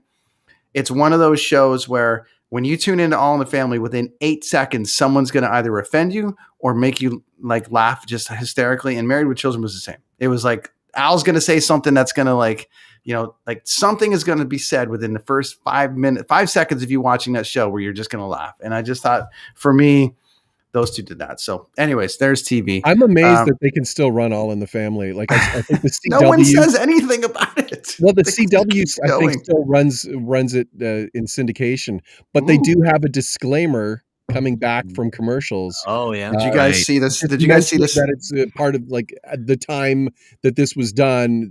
This is kind of SNL just did a mock of that last week on the season finale, the Hollywood Squares, where it was like every single, like they had Bill Cosby as the center square, and they're like, and everyone was like, whatever Bill Cosby does is the best, and they're like, disclaimer. Representatives for Baby Spice. So okay, gentlemen, we got about a handful of minutes left, and I think it's probably appropriate that we finish up on our top 5 movies of all time. Oh yeah, cool. So let's go to Chris Machete, because JJ's froze. I was going to go to JJ, but he's frozen for a minute, so I'm going to put you in the waiting room. Here we go. Back. There we go. Chris You Machete, top 5 movies. Go through these fairly quick. Okay, so here's what we got. So number 5, I've got Taxi Driver. That's just a great movie, man. Like I love those old shots. Well, Scorsese too, right? That's just his shots, dude. Just again, brilliant. Like Kubrick. I just loved it. Taxi Driver's amazing. Everything about it, it's great. It's very much like the new Joker movie, kind of. There's a lot of Easter eggs from Taxi Driver in the new Joker movie. Great stuff. Okay, number 4 is a tie between Dark Knight and Avengers: Infinity War. Yeah, I know. There's too many I was almost going to leave the comic book and Star Wars movies out because they're just so obvious. But number 4, Infinity War, Dark Knight, because they're both fantastic movies. They're the best of the Avenger, or best of Marvel, and the best of DC, in my opinion. Number 3, I thought this movie was brilliant, is 2001. But I'm a huge Kubrick fan, right? Technically, I would like to put all of his movies in here, but 2001: Space Odyssey is just a brilliant movie, especially for its time. It influenced Star Wars, so any movie that influenced Star Wars is amazing by me. Number 2 is by another one of my favorite dudes, Reservoir Dogs. Man, I thought Reservoir Dogs was brilliant. I love to put that movie on while I'm working and just listen to the dialogue. The dialogue is fucking awesome. The little conversations, man, it's like school for you. For anybody who's wanting to write dialogue, needs to watch a Kevin Smith and movie. Chasing Amy, I would say you should watch Chasing Amy for any kind of dialogue, and then also Reservoir Dogs. You got the best of both worlds there. for those two kinds of dialogue. And then number one is another tie because Star Wars: A New Hope has to be in there. But I don't think it's like the best movie ever made, but just it's to me as a kid, of course. Favorite. And number one, as I mentioned, is The Shining. Oh my God, The Shining. I can't. I've seen The Shining as many times as I've seen Star Wars, probably, man. I put The Shining on just if I need a lift. Like, it actually cheers me up. I know, man. I'm so into the movie. I just love it. And there's so many, like, everything that Kubrick does is there on purpose, right? There's a couple shots in The Shining where something's missing from that scene and 2 seconds later. And just the way the building's set up in The Shining, man, I could go on forever about The Shining. It's another thing that as a person who wants to write films or stories should watch The Shining. The fact that Stephen King didn't like it makes me dislike Stephen King because his version on TV was a pile of crap. That was horrible. And that was supposed to be his, like, no, this is how it should look. And it was horrible, terrible. How dare he even compare it? But anyway, don't get me started on that. Number one, I would say number one is Shining with a B being Star Wars, but Shining. There we go. Wow. JJ, going to you, buddy. Top 5 movies. No particular order. Wrath of Khan. Khan! Yeah, we all need to do it. Khan! Just really spoke to me. The death of Spock in that, and the Spock dies. You guys are ruining my life. Sorry. No. The camaraderie and friendship between him and Kirk. That is just reminds me of friendships that I have. Empire Strikes Back, for obvious reasons. Inception. And of all the Christopher Nolan movies, I could have picked really any one of his movies, but I'll take Inception. Royal Tenenbaums. That's a good one. Just very. Again, I love the dialogue. I like the look of Wes Anderson's his style. I don't know, it really appeals to me. And this is new to my list. And I only put this on because I watched it with my kids recently, and man, it just went up to the top 5. The Greatest Showman with Hugh Jackman. It was Wolverine. Yeah. It's just, man, it's such a watch, huh? What's that? I say it's worth a watch. I've noticed that, but I haven't put it on yet. It is just, the music is just so uplifting, and it's a simple story, but I'm just really taken with it. I've even put the soundtrack on my phone, and I listen to it on a regular basis without my kids in the car, and I will sing those songs out loud. It didn't do well the year it came out.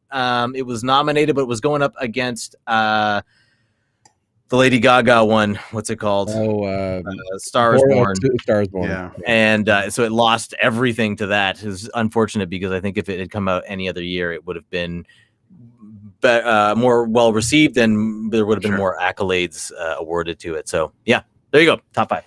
Beautiful. Yeah. Michael. Again, like JJ, no particular order. And kind of like you, Chris, I didn't want to include the Star Wars movies in because those were kind of obvious. Like Empire Strikes Back is on the pedestal. Same goes for Raiders of the Lost Ark. Which to me as a kid, that was on par with Star Wars and sort of the effect it had on me. But I won't include them in the top 5 because they're obvious. I will say Blade Runner. One of my faves. Again, an acquired taste, but I love the final absolute no questions asked director's cut, where there was no useless narration by Harrison Ford to explain it to the people, and that whole last monologue that Rutger Hauer does at the end is just just so brilliant. Well done. Also, what about back to Blade just for a sec? Yeah, the little nod at the end, or that knowing nod where he sees the. Yes. And then they run. Every time I see them, I'm like, oh shit, he knows. And then they go. Oh, again, it was such a I love that moment. And it was a movie that really wasn't that big of a hit when it first came out. It was not a flop. Yeah. Yeah. But definitely well worth the watch. Yeah. Swingers. Vince Vaughn and Jon Favreau. Love that film. And kind of like how people talked about Ben Affleck and Matt Damon with the whole Good Will Hunting thing.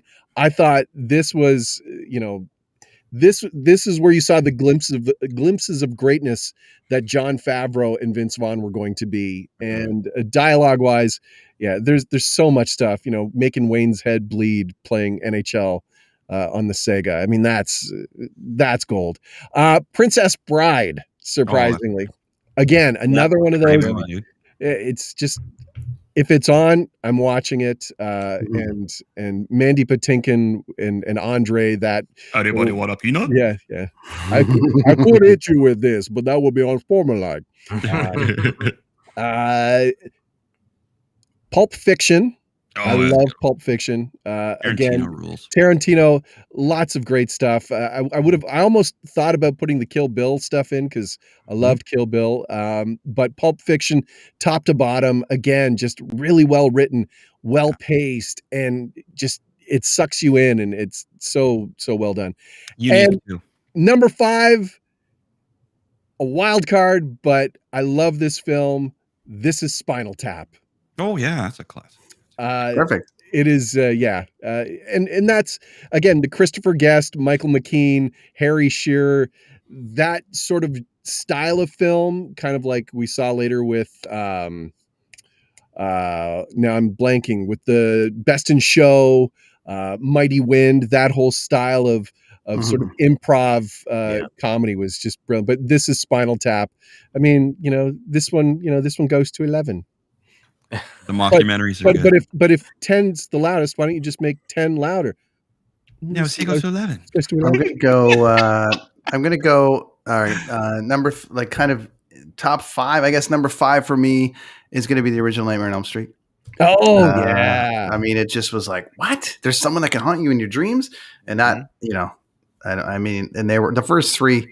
I mean, really, once you get in that zone, I mean, Dream Warriors was killer. Plus, Dokken did the soundtrack, so there you go. But definitely, Nightmare on Elm Street, the original Nightmare on Elm Street, fucked me up. I've got. Sorry, that was at like number 4. I had number 5, new entry actually. Kind of a must-watch anytime now is The Big Short. It's fantastic. It was written amazingly. Steve Carell. Why he didn't win for that, I'll never know.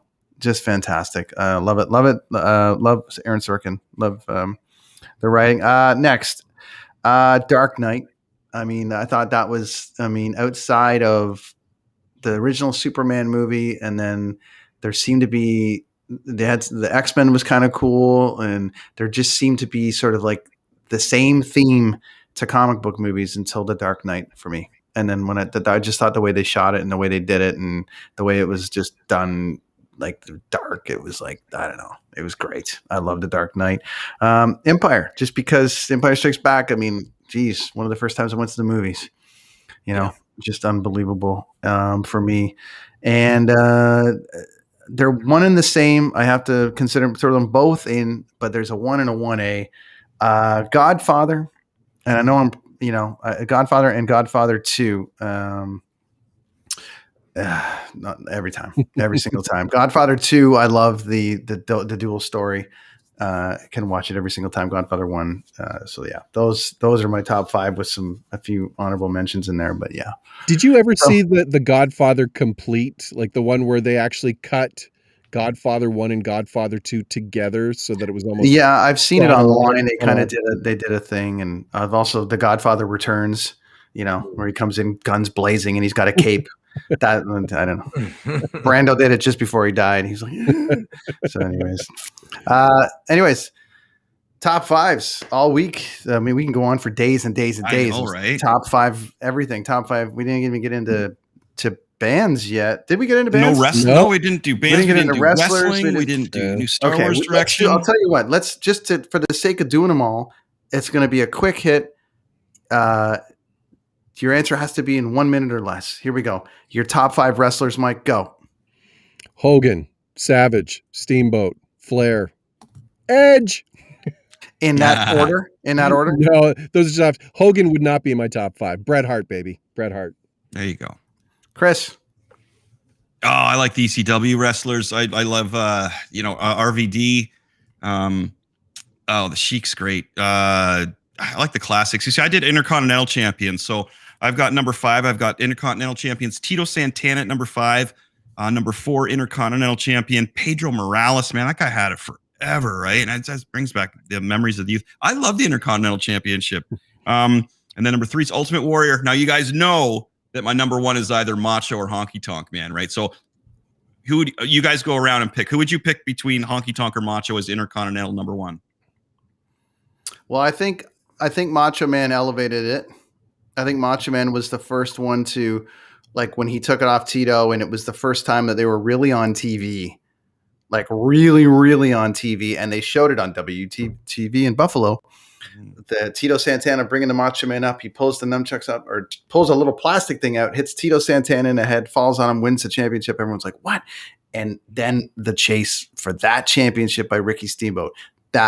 So to me, the Macho Man, for us television heads that were just relatively introduced to wrestling at that point around WrestleMania, late WrestleMania 1 or 2 for me, Macho Man was the one who elevated the Intercontinental Championship and made it what it was for our generation, because we weren't too familiar with Pedro Morales before that. Tito, they were like, oh, Tito's won it, but you would only really know that if you watched it in New York. It wasn't until we saw it on TV where it was like, all right, the Macho Man is like that mid-card wrestler champion. Great. So the Macho Man. And then everyone was chasing him. So for me, I would go Macho over Honky, but Honky was hilarious. So. Cup of coffee. Yeah. Cup of coffee in the big time. Yeah. So what did you do, Chris? Did you go Macho or? I went Macho. Yeah, I went Honky Tonk second and then Macho first. Yeah. There we go. So there we go. Those are my favorite Intercontinental champions. I got to pass on this one, guys. The Rock, is he still wrestling? I don't know. It can be of all time. It can be like the ones that entertained you. Or any ones that pissed you off. Is there any ones that you just can't stand to see their Ricky faces the suck Steamboat everything? Dragon, that he was pretty awesome. the Rock, yeah.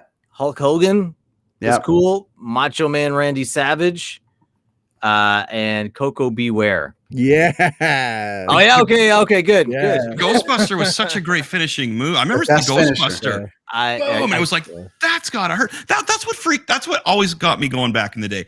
Hogan was a champion, and he did the leg drop, and it was like, okay. And then Coco Beware, little dude comes out, does this Ghostbuster that just crushes anybody, and it's like, hey, wait a minute, his finishing move is way better than the champions. And I'm young, right? So I'm kind of like, and that's what I was kind of like, wait a minute. Hogan's kind of, you can see through him here. You know what I mean? Like, wait a minute. And then it's coincidentally, you remember, I don't know if you remember back in the comic books and the old wrestling magazines, Mike, you got a whole bunch of them at your house. Mm-hmm. You could join a mail-in wrestling league where you could create your own wrestler. I remember that. Yes. Right. So I did that. And they would, the only way you could read up on it was like they would send a newsletter out saying, it was like this happened and this happened. Awesome. I think I called the guy Stud, Studd, and he was modeled after Don Morocco, but his finishing move was the Ghostbuster. And you pick all these moves and they put move against move. Yeah. And then they sent a newsletter out. So you'd sit by the newsletter is going to come out, and the newsletter would get in the mail, and you'd open up and you go, Stud is the new champion. And you're just fucking, my champion. Hilarious. You know, it's just as like, because that was before the internet. You get mail, and then you get it next month going, Stud lost the championship. And fuckers, right? You'd be like, and then you just stop paying because you weren't the champion anymore. But the early fantasy wrestling. So there you go. So good call. So Stud become the champion? He was a champion for one mail cycle. That's awesome. For you. But they were they explained it very well, saying he went up against some other guy, and then my move, you know, which I called, I don't know what I called it at the time, probably the Stud Driver or something. And anyways, it won, and I was the champ, and they send you a whole thing, and you're supposed to send in a picture, and I couldn't draw of your wrestler, so they sent me like a stock picture of a wrestler drawn with a belt, and I was like, whoa, and I wish I would have kept it. But what Brent doesn't realize is that they sent the same newsletter out to everybody who mailed in, and that person was the champ in their own newsletter.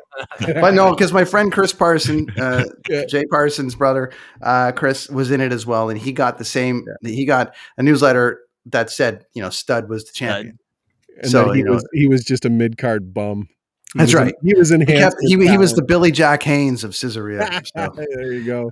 Okay, and so I'm going on this one here. It's been a lot of documentaries lately on A&E, but okay. So number one for me, Brett. Yeah. Hey, buddy, Brett. He was such a I don't know, just technically there, and he was like a complete wrestler. Everyone was pulling for him. Brett, Mr. Perfect, number 2. Macho rolling in at 3. Adam, Edge. I mean, he's going to make the top 5 for sure, especially, and if he wasn't before, then definitely over the last 2 years he is, just because of his comeback alone and how he was able to pull it off. Instantly for me puts him in the top 5 of all time, because I'm just like, what a story. And then there's a bit of, Hogan's got to be there, because I don't think any of us, there would be no TV or anything without Hogan and all that time. And I just feel like there would be, the debate is Hogan, Flair, all the rest of it, despite his inability to wrestle and all the rest of it.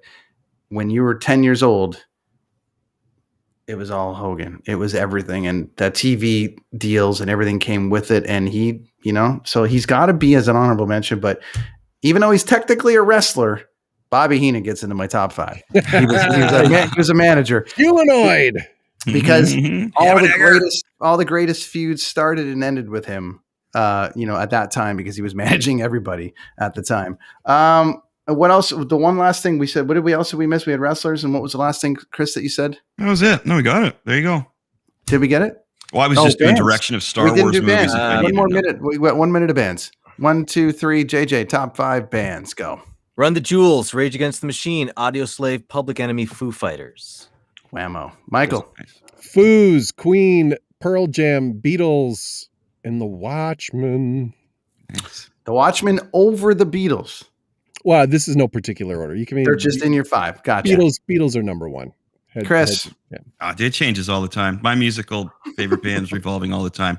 Kiss is great if it's the first few albums, but other than that, man, I listen to everything. It could be jazz one day. That's my favorite. Sure. And go to five albums on an island. Who, me? Yep. Oh, geez, man. I don't even know, because it changes all the, I wouldn't be able to do that, because I get sick of it after like 2 spins and I have to put something else on. I don't even listen to albums anymore. I just put songs on. To be totally honest with you guys, sorry, I'm off of music right now. I know, when I'm in the car, I actually turn the radio off and I just listen to the outside, and I don't know. It's weird. I'm off of music. So that is such a weird question for me right now that I couldn't even pick it, because I don't really listen to anything right now. I just listen to the old stuff. And JJ and Mel's podcast. We listen to that too. Thanks, guys. We got, for me, I'm going bands that change. It would be like Pantera for me, Foos, Pearl Jam, Foos. I have to throw, this is going to be weird for me. I got to throw I Mother Earth in there for me personally, because they just played a role in my journey. And also, I love the fact that they just kept pushing the agenda on music. So, they were a less complicated Rush, but still hammered it home for me. That's kind of where it's at. And if I'm looking at my playlist and some of the other things, I mean, there's so many. We got Van Halen, we got Metallica, we got all those, sure. But for keeping it going and still putting out deadly music, I gotta stick to the CanCon. I gotta go Big Wreck too. Those guys are just deadly, man. Every single thing that Thornley or that band has put out there really hasn't been any filler. So I gotta go with body of work, and I think they've done a killer job. So okay, that's the top 5 of everything we could jam in. It's like the John Cusack high fidelity episode of the Kids in the podcast. Michael, tell us all about what the things you're doing now. Where people can find you and all that. Same old. Just turn on the TV. I'm probably around. I have something I will be able to, sort of a new project that's in the works right now that I can't talk about at this point, but in the next couple of weeks, yet another place you'll be able to not get away from me when you're watching the TV. So, but in the meantime, working in the basement in the studio. So excellent. JJ. Humidity. You can catch me Thursdays on the Unfiltered with JJ and Melanie podcast, Spotify, iTunes, and deanblundell.net. And if you have time, check out the show that I produce, The Block on CBC Music nationwide. Yeah, that's a big one, man. That's a big one. Thank you. Right. Thanks so much for joining us this week, fellas. We'll do this again in a couple of weeks in some other capacity. There's so much to talk about. Always. So huge thanks to JJ and Mike. We'll see you guys. Thanks, back. guys. So down the road, gents. Thank you so much. Later, man. Cheers, dude. That is Mike. That is JJ. Always love having the fellas. Look at us. We got a split in the middle now because Mike signed on to some kind of thing. Look at us. Yeah, I'm going. I'm in one ear. I'm in the other. I'm in the other. That's there we right. Go. Glasses on. I can see. Well, that was good. We got through that. Holy moly, lots of stuff. And look at this. It centers itself perfectly. Look at that. Dude, there you go. Just put that in there. That's perfect. There we go. Okay, talk about that, man. Talk about that. A couple issues left. Don't buy off blurb.ca. We took it off of there, and people are still selling it apparently. So, hey, thanks, Julie. Are they selling the digital version? Or are they selling? No, but what they're doing is they shouldn't be selling it. But somebody went on there from London, Ontario, and bought a copy, and it was twice as much as we're selling it on Etsy. And it wasn't printed properly. It was all shifted and cut. So he contacted me today, and I'm sending him. I forget his name. I'm sending him a copy with the sticker and everything.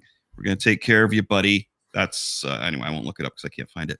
So I don't know how many issues we have left, dude. Like honestly, we probably have just over 10 issues left. It's going amazingly well, and all the issues are being mailed out. A whole bunch of them are mailed out already. I don't do the mailing, thankfully. But Skeletron's doing amazing, man. So I'm already started. We're gonna do we have 4 issues already finished. Issue 2 will be out July. We're gonna let that come out in July, and then issue 3 will be August. Issue 4 will be September, and then Christmas time we are hoping to start on our animated short.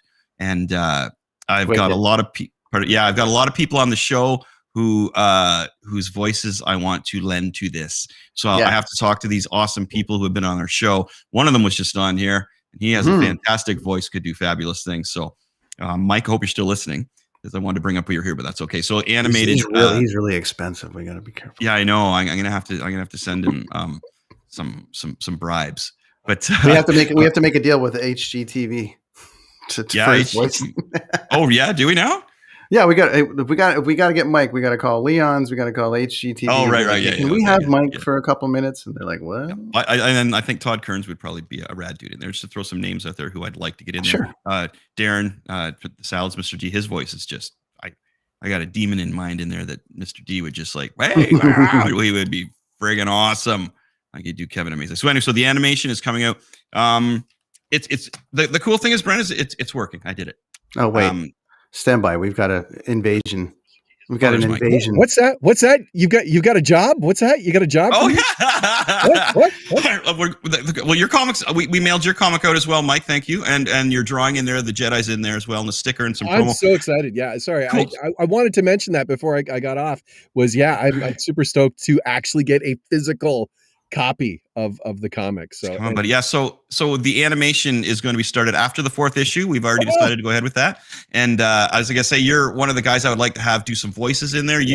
Todd, Darren, and we'll see who else. But I think it would be amazing. So so Chris, well, while we have Mike back in, I mean, we're still paying for the hour that we had him. We're still on the 90 minutes. So we're actually on the 2-hour spot with him now. So let me ask you this, Chris. What character would you have Mike do? And let's see if he can pull the voice off right now. Oh, it would be the wrestling cult, man. It would be the head wrestling guy who just is an amalgamation of all. Am I typecast now? I must. No. I just think you would because this guy is an amalgamation of 80s wrestling. That's awesome, dude. He's just like so one moment he's quoting Savage, the next minute he's quoting the Warrior. He's just like he's there, but he's got that Negan to him too. You know where I mean? Where he's just like, nope, chop his head off. But he uses ham and egger a lot and stuff like that. Oh, dude, that's psychic, man. That's so awesome. That's you, but you would be Mr. Terrifico. Okay, you got to cut a promo on Skeletron. Go 3, 2, 1, Michael. There are people that I know who have claimed to be the top. There are people that have claimed to have been better. There are people that have claimed to be the absolute best in this business. And then they shake my hand. They say nice pleasantries. Then they turn around and I take this dagger and I stab them in the back. Why? Because you don't get to be here without being here. And I am here. Oh, I got chills, buddy. Won't be. Yeah, it's it's So Mike, that's your gallbladder voice. So that's we got it. Oh my god, no, my gallbladder voice is he's pretty much Mr. Terrifico. He's like, dude, that was cool though. Your guts are good. Well, you know what? You talk about like the amalgamation. I love watching guys like Paul Heyman now, all these years later, when they're cutting these promos, and when they talk. The A&E biographies, the one with Mick Foley. Where they talk to Paul about Mick, and Paul has this way of talking he talks very quietly and he's very succinct and he talks about things and he's excited, but then he gets really low. It's the cadence, right? But no, dude, I'm super psyched, man. I would love to lend some voices to this, and you don't have to go through my agents and the Leons and the show, the HTTVs and all that stuff, the choruses. Nice. It's all good. It's all good. Beautiful, buddy. I got a few that I think you could do that would be great. But the whole wrestling cult is like issue 3 and 4, right? So it's like that's. So I want to put like 4 issues together in a bit of an animation. Breaking cartoon. news. Breaking news. So we did the comic. We did that, no problem. Like it's going. We got 4 issues already. All money's in there. We're good. So we did that. So next is the animation process, buddy, and we're going to do that too. Well, I heard you guys talking about it, and I had to pop back on. I'm glad you did, buddy. But now we got to do this again. Awesome. Where can they find you, Mike? Where can we find you? No, you can't. You already know you can find me. You'll soon he'll be a voice on the Skeletron cartoon. You find him on Instagram sitting by his pool like an asshole. Hey, that's what the rest of us are sitting around. If I can't be a coffee asshole, I better be a pool asshole. So, that's it. Like boys, enjoy the rest of the evening. Thanks again. Mike. We'll talk soon, guys. Thanks, buddy. See you soon. Yeah. See, it's growing. It's happening, right? Like that's what I'm saying. Like, hopefully people aren't getting mad at me because I'm succeeding. They're like getting inspired by me because I'm succeeding. I hope the right people are getting mad at you. I hope there's people that you're like that were like, oh, you draw. So okay, wait. So you draw for a living? You don't put tires on cars or build roofs or do stuff. Like people ask me what I do for a living, and well, I build concerts and I run them. So what does that mean? Well, I do this and I do that and I do it. But what does it mean? You know what? I'm a plumber. Mm-hmm. I'm a plumber. I don't tell people I run concerts anymore because they just, what does that mean? Like you're a comic book guy. What does that mean? Like, can you make money at that? Yes. Yes, I can. And I'm doing it. And I've just sold out my first issue. So go bug yourself. Sold out on that one, dude. And I've been asked to do a graphic novel that I've started on. Meetings and that's from the UK. Oh, and also, so my comic book has been bought from Australia and places in the United States as well. Mm-hmm. So we're selling, like Australia is a good one. I was pretty glad to sell that one, but it's amazing. I got a contact down there. We got some people down there. I can poke around. I got a guy down there that's a coffee head, real good friend of Fitz, and lives in Brisbane, and I could probably poke around for some comic book places. There's one dude out there in Australia that's got a Skeletron #1 issue. Wicked. That's killer news, man. I love the fact that it's sold out, basically. And so that there it is, friends. You've got to you had your shot. We've been telling you for weeks. But they say there's probably like 10 issues left. So if you do want one, Etsy.com, Machete Comics, one word. I did have somebody say they tried to buy one and they couldn't though. So I think that might have been on their end though, but I haven't checked that out. I'll have to get our staff on it. Okay, we got to do some thanks. Okay, so our friends, there you go.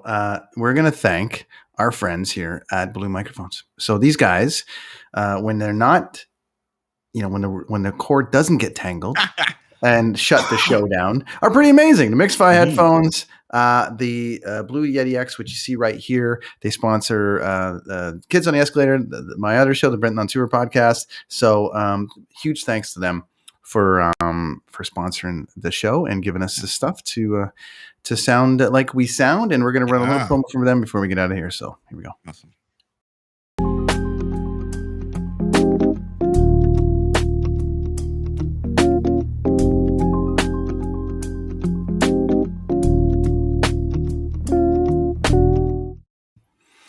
Big tech right there. Thanks, Lonnie Machete, for putting that together. Yay, Lonnie! Okay. JJ, buddy, thank you so much for coming on again. Always adding some great stuff to the mix. JJ and Mel's podcast is awesome. Unfiltered with JJ and Mel on the Dean Blundell Network. a huge shout out to him for coming on and always making the time for us. Michael Pongracz, if we don't do the full 2 hours, do we owe you for 2 hours worth of time? But anyways, Mike Pongracz coming on again and always adding to the mix. We love you, buddy. Thanks for coming on and joining again, as always.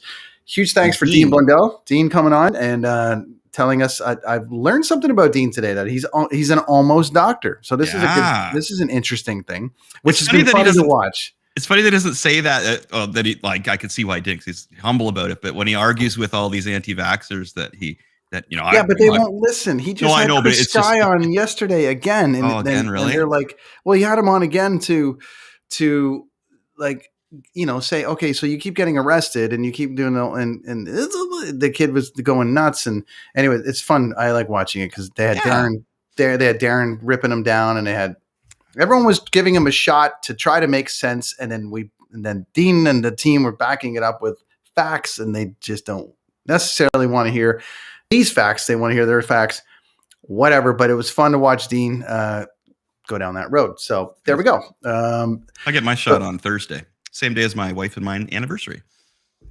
Ooh, your first? Our first anniversary? No, your first shot. Your first shot.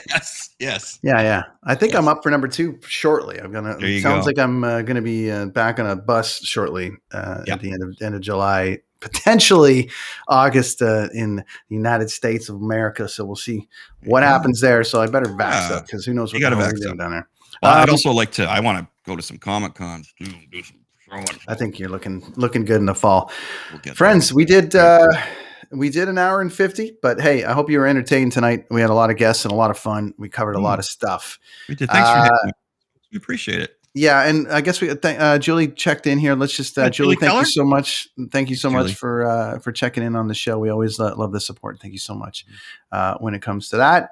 That is the Kids on the Escalator for another week. Thank you to our friends at deanblundell.com for hosting us over there. Good times. Rad dudes. Thanks, friends.